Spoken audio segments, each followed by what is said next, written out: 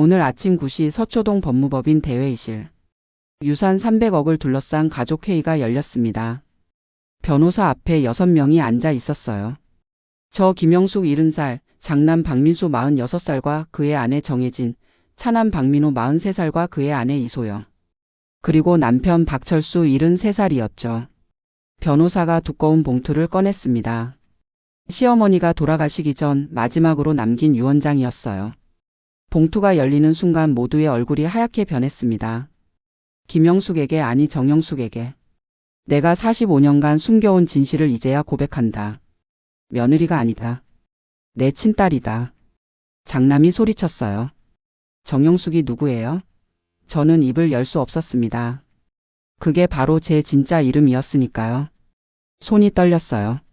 남편이 창백한 얼굴로 저를 봤습니다. 이게 무슨 소리야? 목소리가 갈라졌죠. 며느리들의 표정이 일그러졌어요. 재산이 날아간다는 걸 직감한 거죠. 변호사가 계속 읽었습니다. 1955년 미혼모로 딸을 낳았다. 친정 부모가 몰래 입양 보냈다. 25년 뒤 며느리로 다시 만났지만 말하지 못했다. 45년 동안요. 회의실이 얼어붙었어요. 45년 전으로 돌아갑니다. 저는 김영숙입니다. 아니, 이제는 정영숙이라고 해야겠네요. 70살이에요. 25에 서울로 올라왔습니다. 경상도 시골 출신이었죠. 가진 건 보따리 하나뿐이었어요. 친정은 가난했습니다. 아버지는 일용직 노동자였고 어머니는 남의 집 일을 도왔죠. 5남매 중 막내였습니다. 서울에 올라온 건 언니 소개였어요. 강남에 큰 집이 있는데 식모가 필요하다고 했죠. 그렇게 박영희 여사의 집에 들어갔습니다. 당시 박 여사는 60으로 과부였어요. 남편이 일찍 돌아가셨다고 했죠. 하지만 재산은 많았습니다. 강남의 땅을 여러 필지 갖고 계셨어요. 1980년대였으니 땅값이 치솟기 시작할 때였죠. 아들이 하나 있었습니다. 박철수, 당시 28이었어요. 대학을 나와 무역회사에 다녔죠. 처음 박철수를 본 건 제가 일을 시작한 지 3개월째 되던 날이었습니다. 키가 크고 안경을 낀 남자였어요. 인사를 하더군요. 고생이 많으시네요. 정중한 말투였죠. 설레지는 않았습니다. 저는 시골 처녀였고 그는 대학 나온 도련님이었으니까요. 하지만 그날 이후 자주 마주쳤어요. 주말이면 집에 오셨거든요. 인사를 나눴습니다. 차를 끓여드렸어요. 박 여사가 시켰죠. 6개월이 지났습니다. 어느 일요일 오후였어요. 박철수가 산책을 하자고 했습니다. 놀랐어요. 함께 나갔죠. 한강 고수부지를 걸었습니다. 날씨가 좋았어요. 그가 물었어요. 꿈이 뭐예요? 생각해 본 적 없었습니다. 그냥 열심히 사는 거요. 대답했죠. 그가 웃었습니다. 저도 그래요. 그렇게 대화를 나눴어요. 그 후로 자주 만났습니다. 박 여사 몰래요. 일요일 오후면 같이 산책했어요. 영화도 봤죠. 명동에 갔습니다. 백화점도 구경했어요. 처음 보는 세상이었습니다. 6개월이 흘렀어요. 그가 고백했습니다. 좋아해요. 결혼하고 싶어요. 심장이 쿵 내려앉았죠. 저요? 물었습니다. 그가 고개를 끄덕였어요. 당신밖에 없어요. 박 여사께 말씀드렸습니다. 아드님이 저랑 결혼하고 싶다고 하신대요. 조심스럽게 말했죠. 박 여사 얼굴이 굳었어요. 뭐라고? 차갑게 물으셨습니다. 결혼요? 다시 말했어요. 박 여사가 웃었습니다. 비웃음이었어요. 식모 주제에 우리 아들이랑? 가당차나. 등골이 오싹했죠. 하지만 박철수가 고집했습니다. 엄마, 저 이 사람 아니면 결혼 안 해요. 강하게 말했어요. 박 여사가 화를 내셨죠. 내가 미쳤니? 하지만 아들은 물러서지 않았습니다. 한 달 동안 설득했어요. 결국 박 여사가 허락하셨습니다. 하지만 조건이 있었어요. 결혼식은 조촐하게. 친정 식구는 최소한으로. 차갑게 말씀하셨죠. 1980년 봄 결혼했습니다. 25과 28이었어요. 결혼식은 작은 식당에서 했죠. 하객은 20명도 안 됐습니다. 신혼여행은 없었어요. 박 여사가 허락하지 않으셨거든요. 그냥 집으로 돌아왔습니다. 30평 아파트였어요. 박 여사 집 근처였죠. 박 여사가 사주신 집이었습니다. 하지만 전세였어요. 자기 명의였죠. 신혼 첫날 밤이었습니다. 박 여사가 전화하셨어요. 내일 아침 7시까지 와. 아침상 차려야지. 남편이 난처한 표정을 지었어요. 엄마가 원래 저래. 미안해. 괜찮아요. 웃으며 대답했죠. 하지만 속은 씁쓸했습니다. 다음 날 아침 6시에 일어났습니다. 박 여사 집으로 갔어요. 밥을 하고 국을 끓였죠. 박 여사가 주방에 들어오셨습니다. 된장국이 싱겁네. 맛을 보시더니 혀를 찼어요. 식모 출신이라 요리도 못하나 봐. 남편 앞에서 말씀하셨죠. 남편은 그저 밥을 먹었습니다. 아무 말 없이요. 제 첫 아침이었습니다. 한 달이 지났어요. 매일 아침 박 여사 집에 갔습니다. 상을 차렸죠. 설거지를 하고 청소를 했어요. 점심도 만들었습니다. 오후 3시에야 집으로 돌아왔어요. 시댁 일이 전부였죠. 남편은 회사에 있었습니다. 저녁 늦게 들어왔어요. 피곤한 얼굴이었죠. 대화는 없었습니다. 3개월째 되던 날 입덧이 시작됐어요. 임신이었습니다. 기뻤어요. 드디어 제 편이 생긴다고 생각했죠. 박 여사께 말씀드렸습니다. 어머니 아기가 생긴 것 같아요. 조심스럽게 말했어요. 박 여사 얼굴이 환해졌습니다. 정말? 손을 잡아주셨어요. 처음이었습니다. 따뜻한 손길이요. 하지만 입덧이 심했습니다. 화장실을 들락날락했어요. 음식 냄새만 맡아도 구역질이 났죠. 그런데도 시댁 일은 해야 했습니다. 박 여사가 말씀하셨거든요. 입덧은 마음먹기 나름이야. 예전 여자들은 밭을 하면서도 애를 낳았어. 저는 참았습니다. 구역질을 참고 밥을 지었어요. 6개월째였습니다. 배가 불러왔어요. 움직이기 힘들었죠. 하지만 시댁 일은 계속됐습니다. 어느 날 계단을 내려오다 미끄러졌어요. 엉덩방아를 찧었죠. 아프지는 않았어요. 하지만 무서웠습니다. 아기가 괜찮을까? 병원에 갔어요. 다행히 이상 없었습니다. 하지만 박 여사는 화를 내셨어요. 조심성이 없어서 탈이야. 차갑게 말씀하셨죠. 1981년 봄 아들을 낳았습니다. 민수였어요. 3.2kg의 건강한 아기였죠. 박 여사 얼굴이 환해졌습니다. 역시 우리 집 며느리야.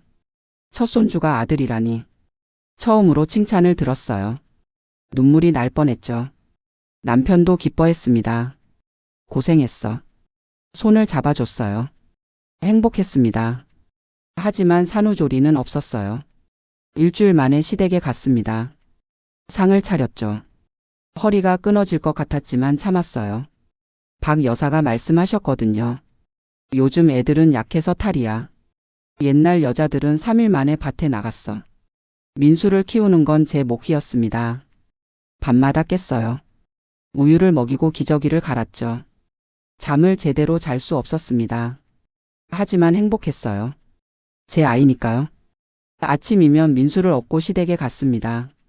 한 손으로 아기를 안고 한 손으로 밥을 지었어요. 2년이 지났습니다. 민수가 걷기 시작했어요. 말도 했죠. 엄마.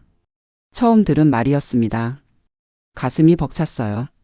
그해 가을 다시 임신했습니다. 둘째였어요. 박 여사가 말씀하셨죠. 이번엔 딸이면 좋겠다.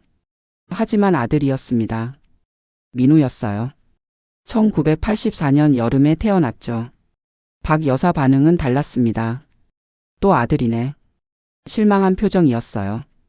딸 하나 있어야 나중에 시집살이 도와주는데. 서운했습니다. 아들을 낳아도 못마땅하시다니. 그날 밤 혼자 울었어요. 민우를 안고요. 5년이 흘렀습니다. 민수가 7살, 민우가 4살이 됐어요. 아이들은 무럭무럭 자랐죠. 하지만 제 삶은 여전했습니다. 시댁 일과 육아뿐이었어요.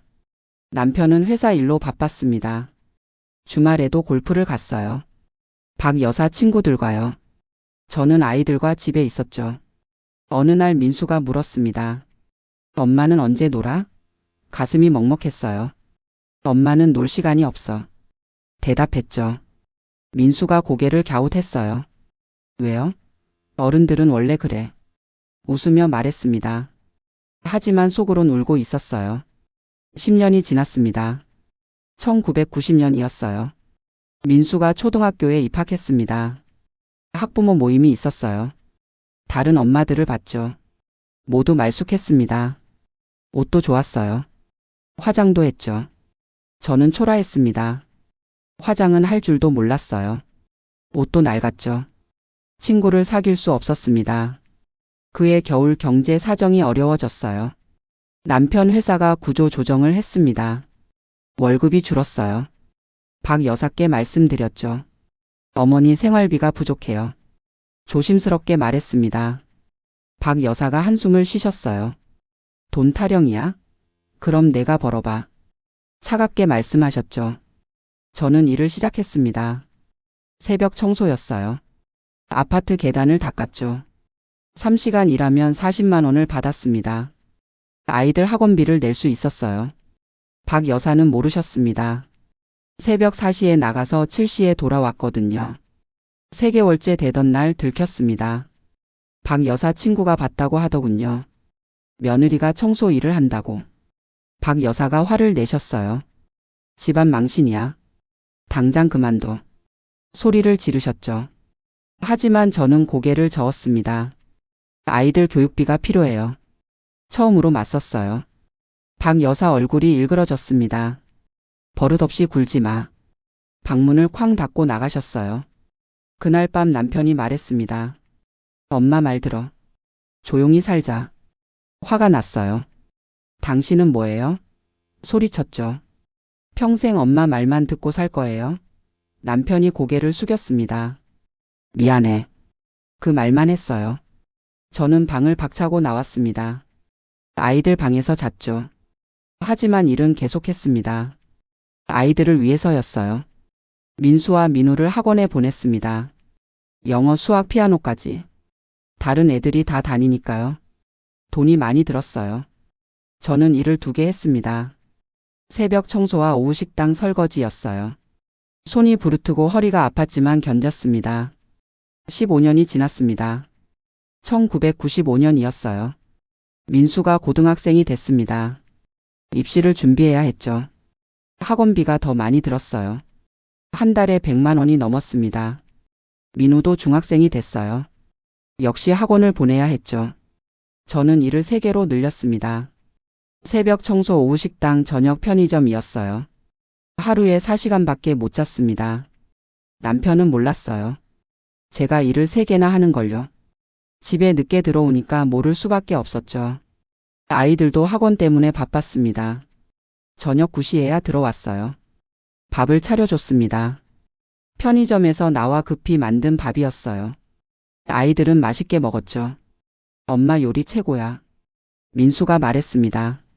눈물이 날 뻔했어요. 그해 여름 박 여사가 아프셨습니다. 당뇨가 심해지셨어요. 병원에 입원하셨죠. 간병은 제 몫이었습니다. 낮에는 병원에 있었어요. 밤에는 일을 나갔죠. 편의점 일만 계속했습니다. 잠은 병원 보호자 의자에서 잤어요. 2시간씩요. 한 달이 지났습니다. 박 여사가 퇴원하셨어요.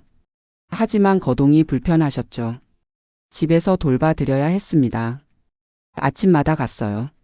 식사를 챙기고 약을 드렸죠. 청소도 했습니다. 제 일은 새벽 청소만 남았어요. 돈이 부족했죠. 아이들 학원비를 내기 힘들었습니다. 남편에게 말했어요. 생활비를 더 주세요. 조심스럽게 말했습니다. 남편이 한숨을 쉬었어요.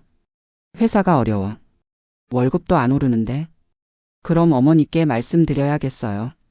제가 말했죠. 남편 얼굴이 굳었습니다. 엄마한테는 말하지 마. 알았어요. 고개를 끄덕였어요. 하지만 답답했습니다.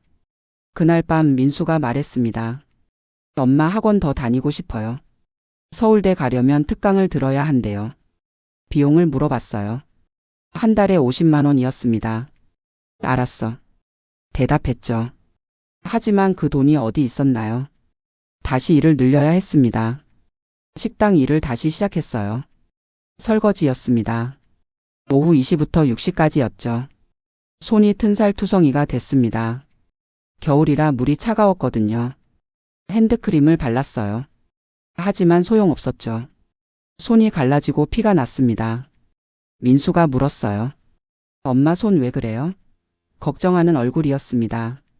설거지를 많이 해서 그래. 웃으며 대답했어요. 집에서요? 민수가 고개를 갸웃했죠. 응. 거짓말을 했습니다. 민수는 더 묻지 않았어요. 1997년이었습니다. 민수가 대학에 합격했어요. 서울의 좋은 대학이었죠. 기뻤습니다. 눈물이 났어요. 박 여사도 기뻐하셨습니다. 역시 우리 손자야. 자랑스럽게 말씀하셨어요. 입학금이 필요했습니다. 500만 원이었어요. 큰 돈이었죠. 남편에게 말했습니다. 입학금을 내야 해요. 남편이 난처한 얼굴을 했어요. 지금 여유가 없어. 그럼 어떡해요? 물었죠. 엄마한테 말씀드려봐. 남편이 대답했습니다. 박 여사께 말씀드렸어요. 어머니 민수 입학금이 필요해요. 조심스럽게 말했습니다. 박 여사가 물으셨어요. 얼마인데? 500만 원이요. 대답했죠. 박 여사가 한숨을 쉬셨습니다. 그렇게 큰 돈을 어디서 구해? 차갑게 말씀하셨어요. 빌려주실 수 있으세요? 물었습니다. 박 여사가 고개를 저었어요. 내 돈도 빠듯해. 거절하셨죠. 저는 은행에 갔습니다. 대출을 받았어요. 신용대출이었죠. 이자가 높았습니다. 하지만 어쩔 수 없었어요. 민수 입학금을 냈습니다. 민수는 몰랐어요. 제가 빚을 진 걸요. 대학 생활비도 필요했습니다. 한 달에 80만 원이었어요. 책과 교통비, 식비까지. 저는 일을 4개로 늘렸습니다. 새벽 청소, 오후 식당, 저녁 편의점, 밤 대리운전, 콜센터였어요. 잠은 3시간밖에 못 잤죠. 몸이 안 좋아졌습니다. 어지러웠어요. 현기증이 났죠. 병원에 갔습니다. 의사가 말했어요. 과로예요. 쉬셔야 합니다. 하지만 쉴 수 없었어요. 쉬면 돈을 못 버니까요. 그해 가을 민호가 고등학생이 됐습니다. 역시 입시를 준비해야 했어요. 학원비가 또 올랐죠. 민수 대학 생활비에 민호 학원비까지. 한 달에 200만 원이 넘었습니다. 남편 월급은 300만 원이었어요. 생활비로 부족했죠. 저는 밤늦게까지 일했습니다. 집에 들어오면 새벽 1시였어요. 샤워를 하고 3시간 잤죠. 그리고 다시 일어나 새벽 청소를 나갔습니다. 악순환이었어요. 하지만 견뎠습니다. 아이들을 위해서요. 20년이 흘렀습니다. 2000년이 됐어요. 새 천년이었죠. 저는 45이 됐습니다. 거울을 보면 낯선 얼굴이 있었어요. 주름이 깊었습니다. 머리도 희끗희끗했죠. 25에 결혼한 처자가 어느새 중년이 됐더군요. 민수가 대학을 졸업했습니다. 취직을 했어요. 중견기업이었죠. 기뻤습니다. 드디어 제 짐이 덜어진다고 생각했어요. 하지만 민수가 말했습니다. 엄마, 제 월급은 제가 쓸게요. 독립하고 싶어요. 가슴이 철렁했어요. 그래, 알았어. 웃으며 대답했죠. 하지만 속은 쓰렸습니다. 민우도 대학에 합격했어요. 의대였습니다. 자랑스러웠죠. 하지만 등록금이 문제였어요. 한 학기에 800만 원이었습니다. 어마어마한 금액이었어요. 또 대출을 받았습니다. 빚이 늘어갔죠. 그해 여름 이상한 일이 있었습니다. 남편이 늦게 들어오는 날이 많아졌어요. 11시가 넘었죠. 회식이라고 했습니다. 하지만 술 냄새는 나지 않았어요. 이상하다고 생각했죠. 어느 날 남편 주머니를 뒤졌습니다. 영수증이 있었어요. 커피숍 영수증이었죠. 아메리카노 2잔. 누구랑 마신 거예요? 물었습니다. 남편이 당황했어요. 회사 동료. 짧게 대답했죠. 거짓말 같았지만 더 묻지 않았습니다. 2002년이었습니다. 민수가 결혼하고 싶다고 했어요. 회사 동료를 만났다고 했죠. 기뻤습니다. 드디어 우리 집에도 며느리가 온다고 생각했어요. 여자를 소개받았습니다. 정혜진이었어요. 29살이었죠. 대학을 나왔고 직장도 다녔습니다. 첫 인상은 괜찮았어요. 하지만 박 여사 반응이 달랐습니다. 그 집안은 안 돼. 단호하게 말씀하셨어요. 왜요? 물었죠. 재산이 별로래. 박 여사가 대답하셨습니다. 알고 보니 혜진 아버지가 사업 실패를 했더군요. 빚이 있었대요. 민수가 울었습니다.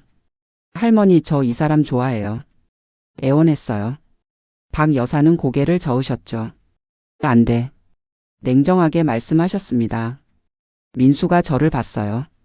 엄마, 말씀 좀 해주세요. 하지만 저는 할 수 없었습니다. 박 여사께 맞설 용기가 없었거든요. 미안해. 고개를 숙였어요. 민수 눈빛이 차갑게 식었습니다. 한 달 뒤 민수가 헤어졌다고 했어요. 목소리가 차가웠죠.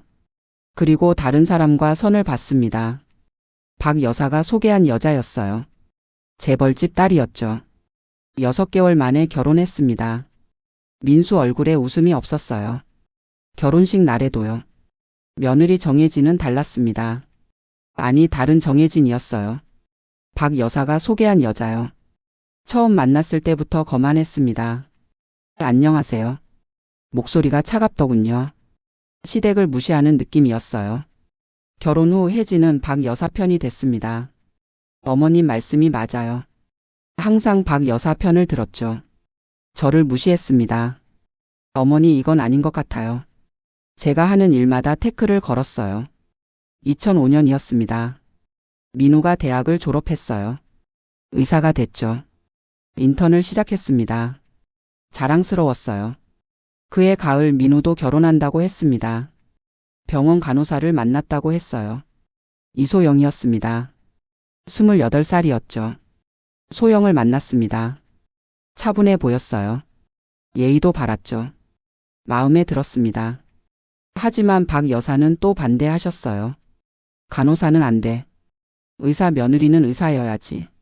말도 안 되는 이유였어요. 하지만 민우는 포기하지 않았습니다. 할머니, 저 이 사람이랑 결혼할 거예요. 강하게 말했죠. 결국 박 여사가 허락하셨습니다. 하지만 조건이 있었어요. 결혼식 비용은 니네가 내. 차갑게 말씀하셨죠. 민우가 알았다고 했습니다. 저는 걱정됐어요. 민우한테 돈이 어디 있나? 인턴은 월급이 적었거든요.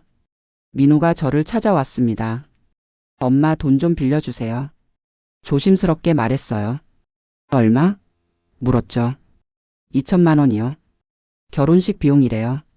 숨이 막혔습니다. 그 큰 돈을 어디서 구해요? 하지만 거절할 수 없었어요. 알았어. 대답했죠. 또 대출을 받았습니다. 이번엔 집을 담보로 잡았어요. 남편 명의였지만 남편 도장을 몰래 찍었죠. 죄책감이 들었습니다. 하지만 아들을 위해서였어요.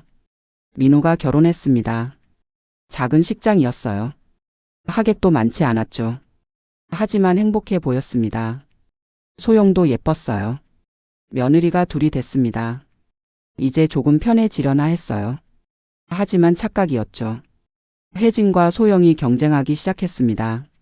서로 박 여사 환심을 사려고 했어요. 선물을 갖다 바쳤죠. 명품 가방, 비싼 옷, 보석까지. 박 여사는 기뻐하셨습니다. 며느리들이 효도한다고요.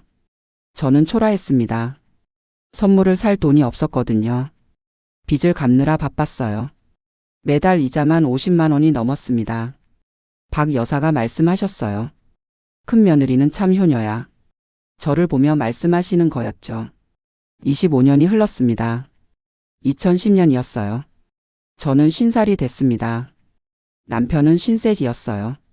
회사에서 명예퇴직을 권유받았다고 했죠. 놀랐습니다.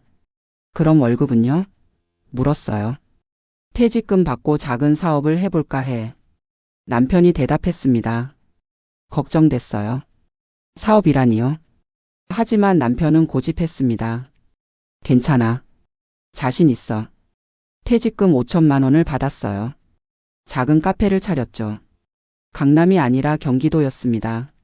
임대료가 싸다고 했어요. 6개월이 지났습니다. 카페가 안 됐어요. 손님이 없었죠. 적자가 쌓였습니다. 퇴직금이 다 날아갔어요. 남편이 좌절했습니다. 술을 마셨어요. 매일 밤 취해서 들어왔죠. 저는 더 일했습니다. 밤낮 없이 일했어요. 남편 빚까지 갚아야 했거든요. 몸이 너덜너덜해졌습니다. 병원에 갔어요. 의사가 말했죠. 당뇨가 있어요. 혈압도 높고요.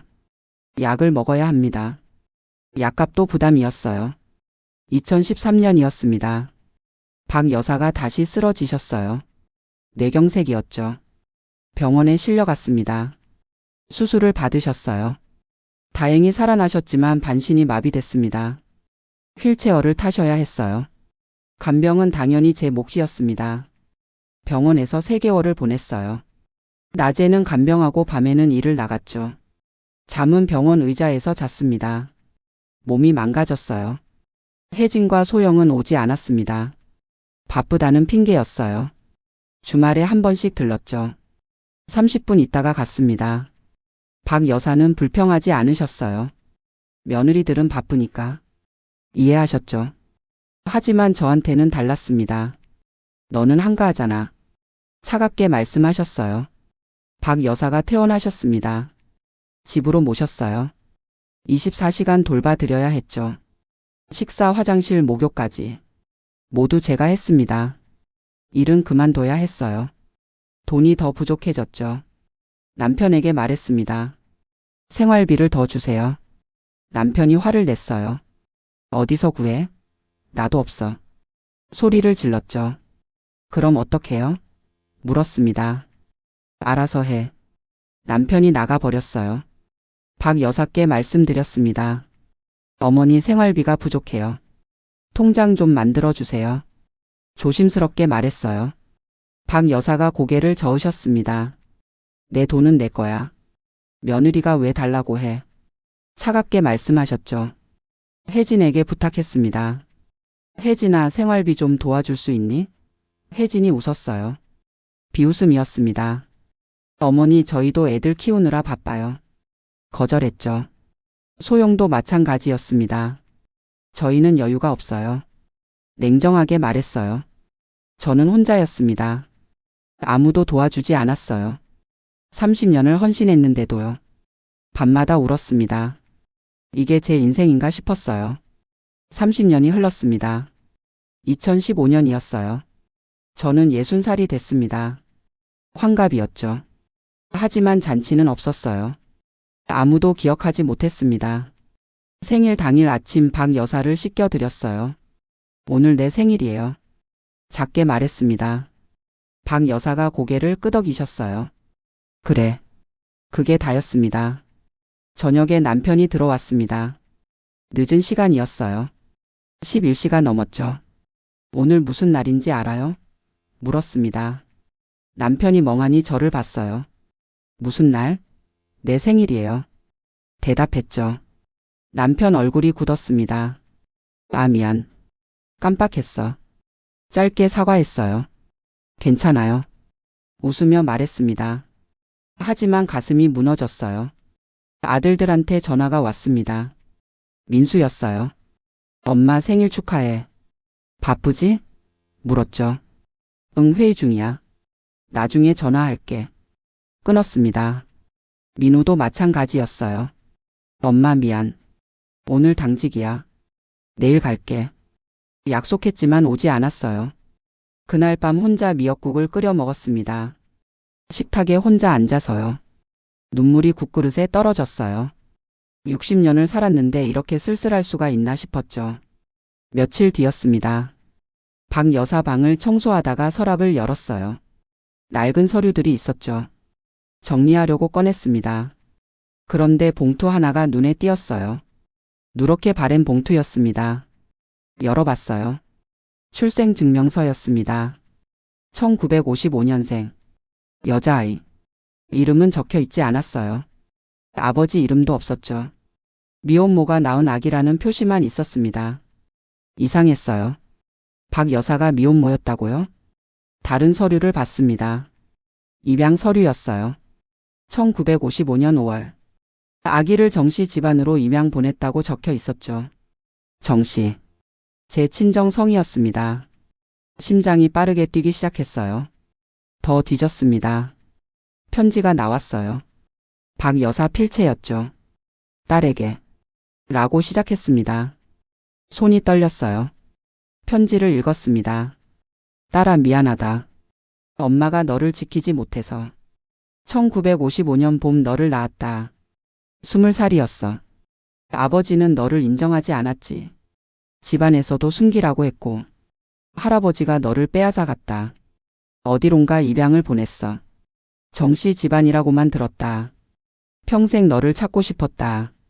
하지만 용기가 없었어. 미안하다.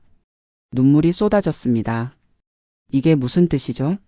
박 여사한테 딸이 있었다고요? 그 딸을 입양 보냈다고요? 정씨 집안에요? 그럼 혹시 온몸이 얼어붙었습니다. 설마 저는 아니겠죠? 하지만 계산이 맞았어요. 저도 1955년생이었습니다. 정씨 집안에 입양됐다고 어머니가 말씀하셨었죠. 어렸을 때요. 숨이 막혔습니다. 거실로 나갔어요. 남편이 소파에 앉아 있었습니다. 이게 뭐예요? 편지를 내밀었죠. 남편이 봤어요. 얼굴이 하얗게 변했습니다. 어떻게 그걸 찾았어? 목소리가 떨렸어요. 알고 있었어요? 소리쳤습니다. 남편이 고개를 숙였어요. 3년 전에 알았어. 엄마한테 들었지. 왜 말하지 않았어요? 울부짖었죠. 남편이 대답했습니다. 엄마가 말리셨어. 너무 늦었다고. 30년을 며느리로 살았는데 이제 와서 딸이라고 할 수 없다고. 믿을 수가 없었습니다. 30년이요? 제가 며느리로 살아온 게 30년이었는데요. 박 여사 방으로 뛰어갔습니다. 어머니. 소리쳤어요. 박 여사가 휠체어에 앉아 계셨죠. 이게 사실이에요? 편지를 보여드렸습니다. 박 여사가 고개를 끄덕이셨어요. 천천히요. 그래. 사실이야. 작은 목소리였습니다. 왜 말씀하지 않으셨어요? 울먹였어요. 박 여사 눈에 눈물이 고였습니다. 미안하다. 처음 듣는 진심 어린 사과였어요. 며칠 동안 아무것도 할 수 없었습니다. 밥도 안 먹었어요. 잠도 못 잤죠. 30년이 거짓이었다는 게 믿기지 않았습니다. 며느리가 아니라 딸이었다니요. 그럼 제가 받은 학대는 뭐였나요? 친딸에게 그렇게 할 수 있나요? 남편이 말했습니다. 유전자 검사를 해보자. 확실히 하는 게 좋을 것 같아. 병원에 갔어요. 머리카락을 채취했습니다. 박 여사 것과 제 것을요. 일주일을 기다렸죠. 결과가 나왔습니다. 모녀 관계 확률 99.9%. 증명됐어요. 저는 박 여사의 친딸이었습니다. 김영숙이 아니라 정영숙. 그게 제 진짜 이름이었던 거예요. 집으로 돌아왔습니다. 남편에게 물었어요. 그럼 아이들은요? 우리 아이들은 뭐가 되는 거예요? 남편이 대답했습니다. 엄마 외손주이면서 손주지. 복잡했어요. 너무 복잡했죠. 민수와 민우를 불렀습니다. 이야기를 해야 했어요. 할 말이 있어. 조심스럽게 말했죠. 아들들이 왔습니다. 무슨 일이에요? 민수가 물었어요. 숨을 깊게 쉬었습니다. 엄마가 할머니 친딸이래. 떨리는 목소리로 말했어요. 두 아들이 얼어붙었습니다. 뭐라고요? 민우가 물었어요. 할머니가 미혼모로 엄마를 낳았대. 입양을 보냈는데 그게 나였어. 다시 말했죠. 민수가 고개를 저었습니다. 말도 안 돼요. 그럼 우리는요? 할머니 외손주이면서 손주야. 남편이 대답했어요. 침묵이 흘렀습니다. 아무도 말하지 못했어요. 민우가 울기 시작했습니다. 엄마. 목이 메었죠. 저도 울었습니다. 다음 날 혜진과 소영을 불렀습니다. 며느리들도 알아야 했어요. 둘을 만났죠. 큰일 났어요. 말했습니다. 무슨 일이요? 혜진이 물었어요. 시어머니가 시할머니 친딸이래요. 소영이 대답했죠. 혜진과 소영 얼굴이 굳었습니다. 그럼 재산은요? 혜진이 물었어요. 예상한 반응이었습니다. 모르겠어요. 대답했죠. 확인해 봐야죠. 혜진이 날카롭게 말했습니다. 그날 밤 혜진이 박 여사를 찾아갔습니다. 어머님, 이거 사실이에요? 확인하는 거였죠. 박 여사가 고개를 끄덕이셨어요. 사실이야. 혜진 얼굴이 일그러졌습니다. 그럼 유산은요? 노골적으로 물었어요. 박 여사가 대답하셨습니다. 딸한테 줄 거야. 당연하잖아. 혜진이 소리쳤어요. 그럼 우리는요? 30년 동안 섬겼는데요. 박 여사가 차갑게 말씀하셨죠. 너희는 충분히 받았어. 혜진과 소영이 달라졌습니다. 노골적으로 적대적이 됐어요. 시어머니 앞에서 저를 무시했죠. 이제 딸이시라며 알아서 하세요. 비꼬는 말투였습니다. 2018년이었습니다. 박 여사 건강이 더 나빠지셨어요. 폐렴에 걸리셨죠. 병원에 입원하셨습니다. 중환자실에 계셨어요. 위독하다고 했습니다. 밤새 지켰어요. 침대 옆에 앉아 있었죠. 박 여사가 눈을 뜨셨습니다. 영수가 나를 불렀어요. 네, 어머니. 대답했죠. 아니, 엄마라고 불러. 작은 목소리였습니다. 눈물이 났어요. 엄마. 처음 부르는 말이었습니다. 박 여사가 미소를 지으셨어요. 미안하다. 평생 미안했어. 진심이었습니다. 저도 웃었어요. 괜찮아요, 엄마. 손을 잡아드렸죠. 박 여사가 말씀하셨습니다. 변호사를 불러줘. 유언장을 써야겠어. 알았어요. 대답했습니다. 다음 날 변호사가 왔어요. 박 여사가 말씀하셨죠. 내 전 재산을 딸 정영숙에게 상속한다. 명확하게 말씀하셨어요. 남편이 놀랐습니다. 엄마, 나는요? 물었어요. 박 여사가 대답하셨습니다. 넌 충분히 받았어. 평생 아들로 살았잖아. 이젠 딸 차례야. 남편이 고개를 숙였어요. 변호사가 서류를 작성했습니다. 박 여사가 서명하셨어요. 떨리는 손으로요. 그리고 다시 저를 보셨습니다. 행복해라. 마지막 당부였어요. 네, 엄마. 눈물을 흘리며 대답했습니다. 일주일 뒤 박 여사가 돌아가셨습니다. 평화롭게 눈을 감으셨어요. 향년 90세였습니다. 장례식을 치렀죠. 3일장이었어요. 많은 사람이 왔습니다. 조문을 했어요. 저는 상주로 앉아 있었습니다. 딸의 자격으로요. 남편은 옆에 있었어요.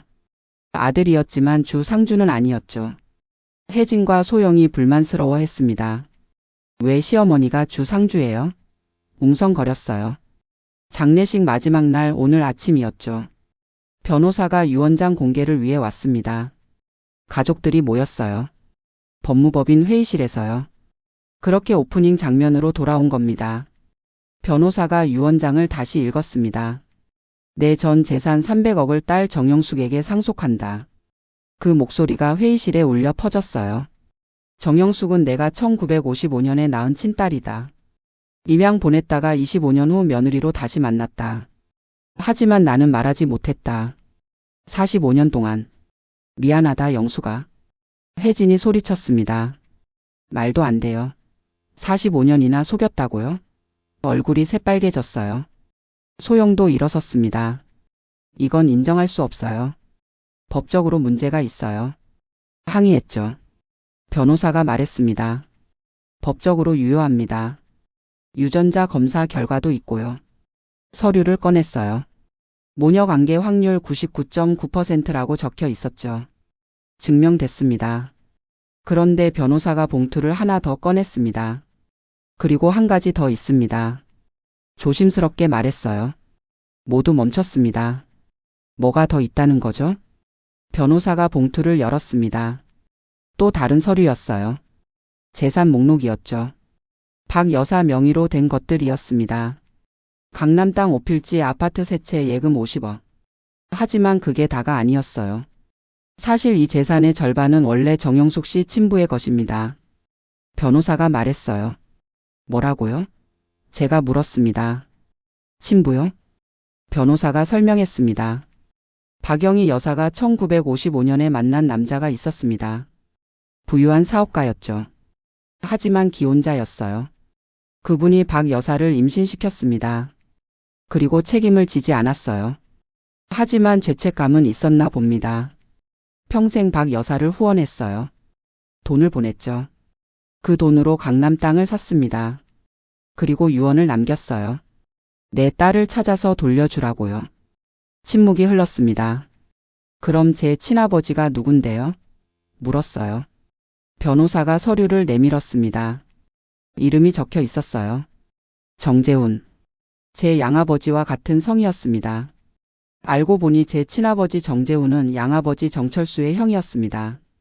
형이 동생에게 부탁했던 거예요. 조카를 입양해 달라고요. 그렇게 저는 정씨 집안으로 갔던 겁니다. 삼촌을 아버지로 알고 자란 거죠. 더 놀라운 건 친아버지가 돌아가시면서 유언을 남겼다는 거였어요. 내 딸 정영숙에게 재산의 절반을 주라. 하지만 양아버지가 숨겼습니다. 제게 알리지 않았던 거예요. 그 돈은 박 여사가 관리했다고 했죠. 언젠가 돌려주려고요.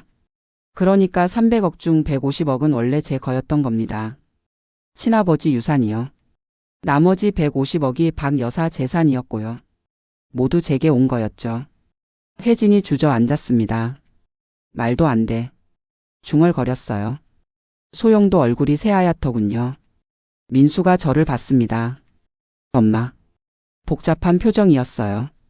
민우도 울고 있었죠. 회의실이 조용해졌습니다. 아무도 말하지 못했어요. 변호사가 서류를 정리했습니다. 이상입니다. 유언 집행은 한 달 후 시작됩니다.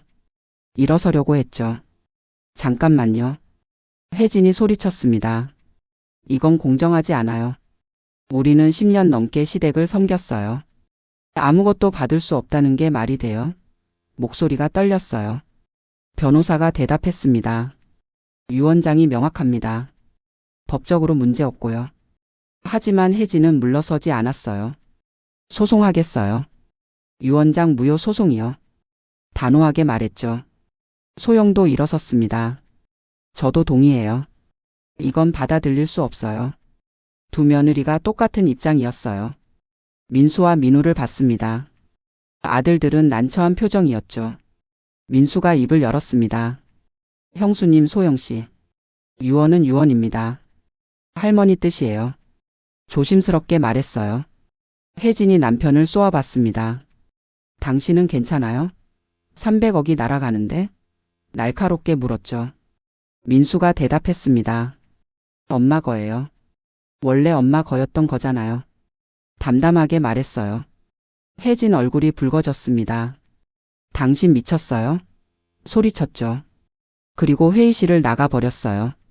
민우도 말했습니다. 저도 형 말에 동의해요. 엄마가 45년 동안 고생하신 거 다 알아요. 이제 엄마가 행복하셔야 해요. 눈물이 글썽했어요. 소영이 남편을 봤습니다. 당신도요? 믿을 수 없다는 표정이었죠. 저는 아무 말도 할 수 없었습니다. 이 모든 게 꿈만 같았거든요. 45년을 며느리로 살았는데 딸이었다니요. 300억을 받는다니요. 친아버지가 따로 있었다니요. 너무 많은 일이 한꺼번에 일어났어요. 남편이 제 손을 잡았습니다. 당신 고생 많았어. 작은 목소리였어요. 이제야 인정받는 거야. 눈물이 났습니다. 45년 만에 처음 들은 위로였죠. 회의실을 나왔습니다. 복도에 혜진이 서 있었어요. 저를 보더니 다가왔습니다. 어머니. 목소리가 떨렸어요. 제발 우리 생각 좀 해주세요. 10년을 시댁을 섬겼어요. 아무것도 안 받을 순 없잖아요. 저는 혜진을 봤습니다. 10년이라고요? 제가 물었어요. 저는 45년을 살았어요. 며느리로요. 친딸인데도요. 혜진아, 난 45년 동안 새벽 4시에 일어났어. 시어머니 상 차리러요. 몸이 아파도 참았어. 아이들 학원비 벌려고 밤낮 없이 일했어. 당신은 뭘 했어? 혜진이 입을 다물었습니다. 할 말이 없었던 거죠. 미안하지만 이건 제 거예요. 원래 제 거였어요. 단호하게 말했습니다. 혜진이 고개를 떨구었어요. 소영도 다가왔습니다. 어머니, 저희 집 전세 만기가 다 돼요. 조금만 도와주실 수 없나요? 조심스럽게 물었어요. 저는 고개를 저었습니다. 민우한테 충분히 줬어요. 결혼할 때 2천만 원. 그것만으로도 충분해요. 소영 얼굴이 굳었습니다. 그것도 빌려준 거였잖아요. 갚으라는 거예요? 믿을 수 없다는 표정이었죠. 저는 대답했습니다. 아니요. 그냥 드린 거예요. 하지만 더는 없어요. 두 며느리가 물러섰습니다. 할 수 없다는 걸 안 거죠. 민수와 민우가 제 옆으로 왔어요. 엄마 괜찮아요? 민수가 물었습니다. 괜찮아. 웃으며 대답했어요. 처음으로 마음이 편했습니다. 일주일이 지났습니다. 혜진이 정말 소송을 제기했어요. 유언장 무효 소송이었죠. 박 여사가 정신이 온전하지 않았을 때 작성했다는 이유였습니다. 말도 안 되는 이유였어요. 변호사를 선임했습니다. 소송을 준비했죠. 박 여사가 유언장을 쓸 때 의사가 정신 감정을 했던 기록이 있었어요. 정상이라고 나왔죠. 증거가 명확했습니다. 3개월 뒤 첫 재판이 열렸습니다. 법정에 섰어요. 혜진과 소영이 맞은편에 있었죠. 판사가 물었습니다. 원고 측 입증할 증거가 있습니까? 혜진 측 변호사가 답변했어요. 하지만 증거는 약했습니다. 제 변호사가 반박했습니다. 피고 정영숙 씨는 고인의 친딸입니다. 유전자 검사로 증명됐어요. 고인은 정신이 온전한 상태에서 유언장을 작성했습니다. 의사 소견서가 있습니다. 서류를 제출했죠. 판사가 서류를 검토했습니다. 시간이 흘렀어요. 판결이 나왔습니다. 원고 패소. 명확했어요. 유언장은 유효하다고 했죠. 혜진이 주저앉았습니다. 울음을 터뜨렸어요. 소영도 울고 있었죠. 하지만 저는 담담했습니다. 당연한 결과였으니까요. 법정을 나왔습니다. 민수가 기다리고 있었어요. 엄마 이겼어요? 물었습니다. 응. 고개를 끄덕였어요. 민수가 안아줬습니다. 축하해요, 엄마. 따뜻한 목소리였죠. 민우도 왔습니다. 엄마 미안해요. 형수님이 소송한 거. 고개를 숙였어요. 괜찮아. 손을 잡아줬습니다. 내 잘못이 아니야. 민우가 울먹였어요. 한 달이 지났습니다. 재산 상속 절차가 시작됐어요. 강남 땅 5필지가 제 명의로 넘어왔습니다. 아파트 세 채도요. 예금 50억도 제 통장으로 들어왔어요. 믿기지 않았습니다. 첫 번째로 한 일은 빚을 갚는 거였어요. 대출 원금과 이자를 모두 갚았습니다. 20년 동안 짓눌렸던 빚이었죠. 통장 잔고가 마이너스에서 플러스로 바뀌는 순간 눈물이 났어요. 두 번째로 한 일은 집을 사는 거였습니다. 강남에 30평대 아파트를 샀어요. 제 명의로요. 평생 처음이었습니다. 제 이름으로 된 집이요. 이사를 했죠. 남편과는 이혼하기로 했습니다. 협의 이혼이었어요. 재산 분할은 하지 않았습니다. 원래 제 거니까요. 남편도 이해했어요. 미안해. 평생 제대로 못 지켜줘서. 마지막으로 사과했죠. 괜찮아요. 웃으며 대답했습니다. 이혼 서류에 도장을 찍었습니다. 45년 결혼 생활이 끝났어요. 서운하지 않았습니다. 오히려 홀가분했죠. 이제 정영숙으로 살 수 있게 됐으니까요. 세 번째로 한 일은 일을 그만두는 거였습니다. 새벽 청소를 그만뒀어요. 마지막 날 동료들이 배웅해줬습니다. 영숙 씨 복 많이 받았어요. 부러워하는 목소리였죠. 고마웠어요. 20년 동안 함께 일했으니까요. 네 번째로 한 일은 여행이었습니다. 평생 한 번도 가보지 못한 여행이요. 제주도에 갔어요. 혼자서요. 바다를 봤습니다. 파도 소리를 들었죠. 평화로웠어요. 3개월이 지났습니다. 민수가 찾아왔어요. 엄마 혜진이랑 이혼했어요. 조용히 말했습니다. 놀랐어요. 왜? 물었죠. 가치관이 안 맞아요. 돈만 밝히더라고요. 솔직하게 말했어요. 미안해. 제가 사과했습니다. 내 때문에 이혼한 거 아니야? 민수가 고개를 저었어요. 아니에요. 원래 안 맞았어요. 이번 일로 확실히 안 거예요. 담담하게 말했죠. 민우는 소영과 잘 지내고 있었습니다. 소영이 변했대요. 엄마, 소영이가 사과하래요. 그동안 잘못했다고. 민우가 전했어요. 괜찮다고 전해. 웃으며 말했습니다. 6개월이 지났습니다. 저는 베이커리 카페를 열었어요. 평생의 꿈이었죠. 강남의 작은 가게였습니다. 빵을 구웠어요. 케이크도 만들었죠.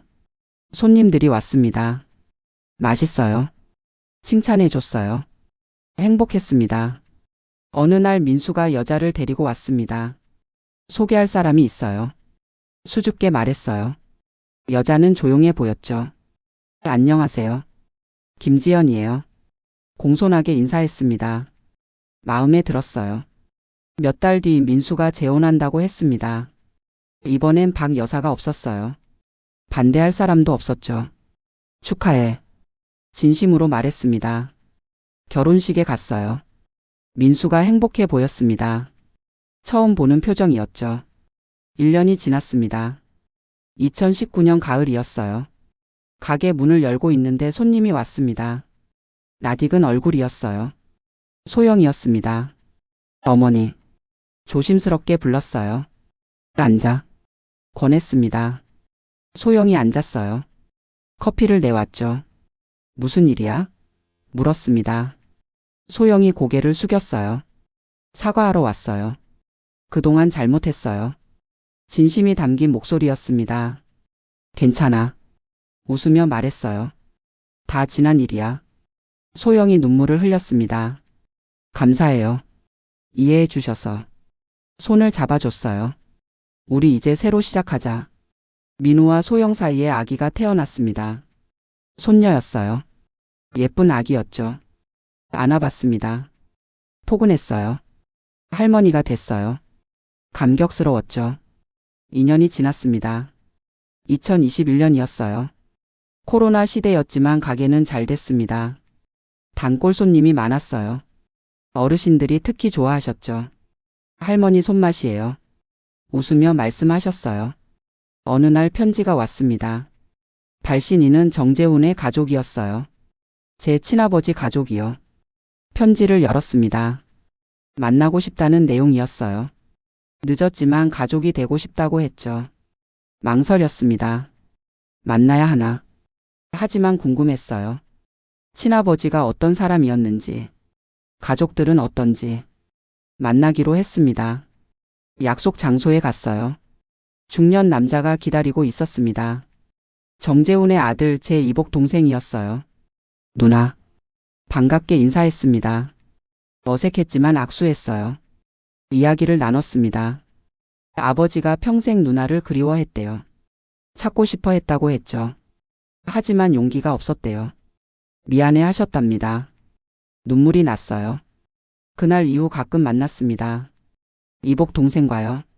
어색함은 점점 사라졌죠. 가족이 되어갔습니다. 늦었지만 괜찮았어요. 3년이 흘렀습니다. 2024년이 됐어요. 저는 69이 됐습니다. 내년이면 7순이죠. 시간이 참 빠르게 갔어요. 민수가 또 아빠가 됐습니다. 이번엔 아들이었어요. 건강한 아기였죠. 민우도 둘째를 낳았습니다. 아들이었어요. 손주가 넷이 됐습니다. 가게는 여전히 잘 됐어요. 직원도 2명 뽑았죠. 이제 아침마다 나갈 필요가 없었습니다. 편했어요.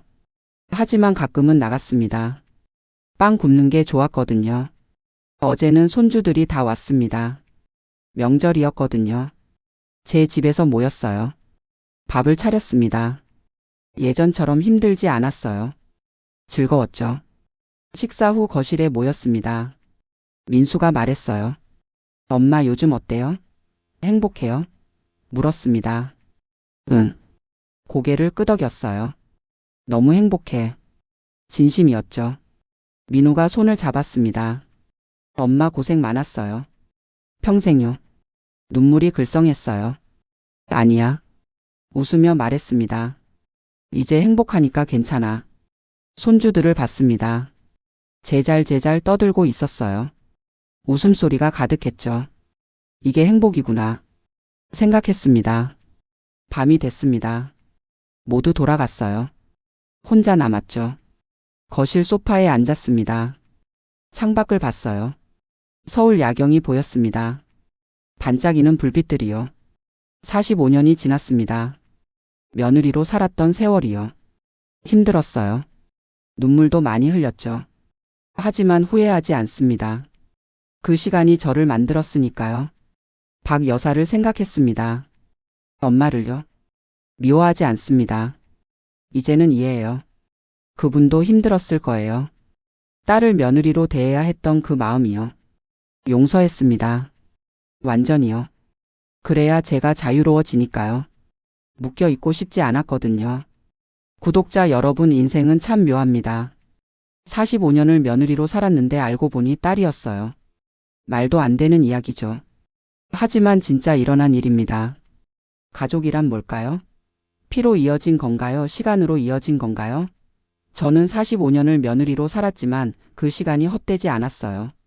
아이들을 키웠고 사랑을 배웠으니까요. 고통도 배움이 됩니다. 45년의 고통이 저를 강하게 만들었어요. 이제 저는 자유롭습니다. 정영숙으로 사니까요. 여러분도 포기하지 마세요. 지금은 힘들어도 언젠가 이해하게 될 거예요. 모든 일에는 이유가 있으니까요. 69살에도 행복한 제 삶처럼 여러분도 언제든 다시 시작할 수 있어요. 나이는 숫자일 뿐입니다. 마음이 젊으면 젊은 거예요. 저는 지금 가장 행복합니다. 70을 앞두고요. 여러분도 행복하시길 바랍니다. 진심으로요. 오늘 이야기가 작은 위로가 되셨길 바라요. 힘내세요, 구독자 여러분. 좋아요와 구독 부탁드립니다. 여러분의 응원이 큰 힘이 됩니다. 다음에 또 다른 이야기로 찾아뵙겠습니다. 감사합니다. 행복하세요.